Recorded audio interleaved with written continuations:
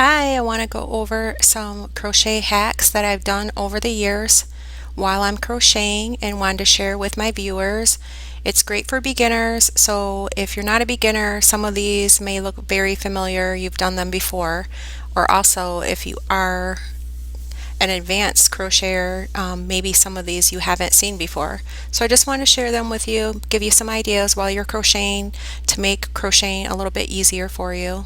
Okay, so let's get started. Okay, so this one you take your yarn and you take a bowl. Then this is a chip clamper, and you can take any type of clamp like this that has an inside to it where you can pull your yarn through.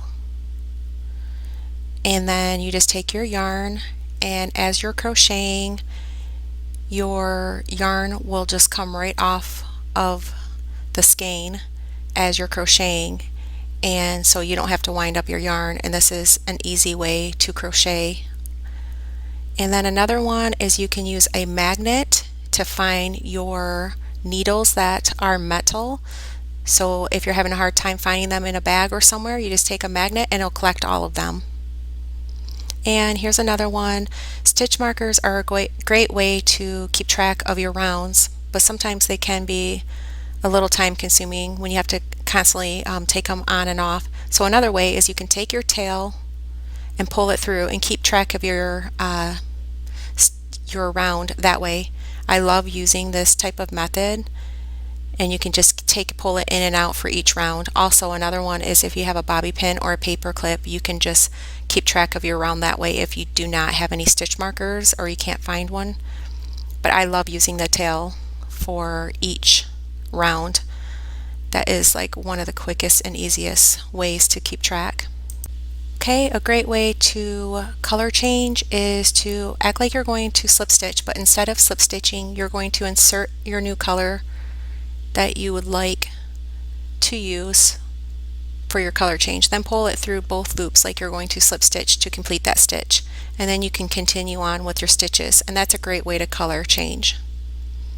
And if you're ever working and you're working in a round and you're not turning your work, you will always have part of that tail.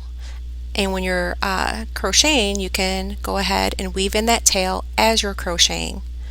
So you have your tail, you're going to hold on to it and then crochet over it. And that is a great way to hide that tail so you don't have to go back to it later and weave it in.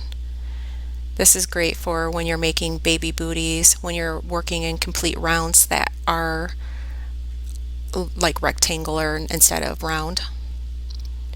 And so you're just going to crochet right over that tail, and then you won't see it anymore, and at the end you'll just cut it right off. Okay, when you're trying to thread your needle with yarn, sometimes it's impossible. So if you don't already know, you can just fold it and then insert the fold into your hook. It might snag a little bit, but that's the best way to take your yarn onto your hook. And then this one, you can, when you're turning your work, usually you'll start with a chain 3 to start with a crochet, but it leaves a huge gap. A great way to do this, instead of doing it that way, is to do a chain 1 first instead of a chain 3, and then turn your work and just work the double crochet right into that stitch instead of a chain 3, and it doesn't leave a gap and it looks very straight. And say you're doing a granny square and you're done and you want to finish off. Instead of slip stitching into the chain 3, you can just take your yarn needle, and to make it look seamless, you can just complete by sewing it right into the chain 3 instead of slip stitching into the chain 3. This is when you want to complete that round and you want it to look completely seamless. That's the best way to do it, is just use a yarn needle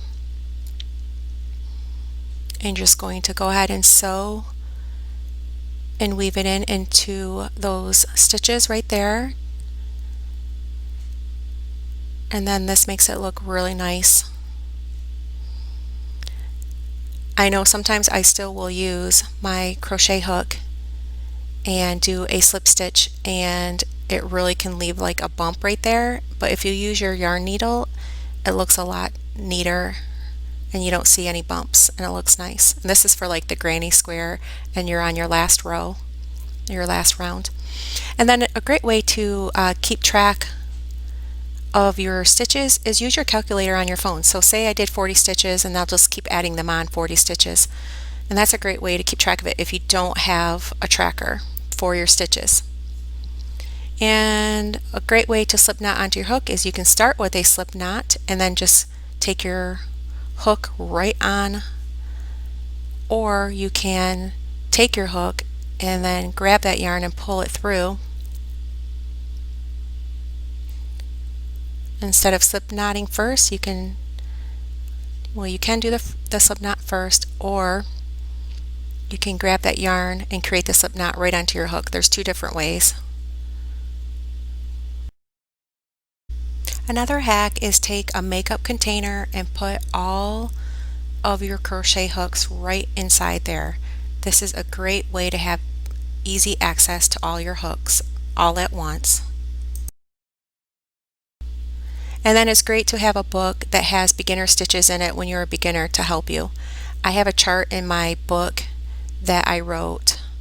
The link for that is down below, and it shows all of the abbreviations for the basic stitches, and then it shows all the basic stitches, and it has patterns like right there. That's a great chart to use. You're going to want to look that up on the internet. That's really useful for beginners. So I hope these hacks help. Thank you for watching, and please subscribe.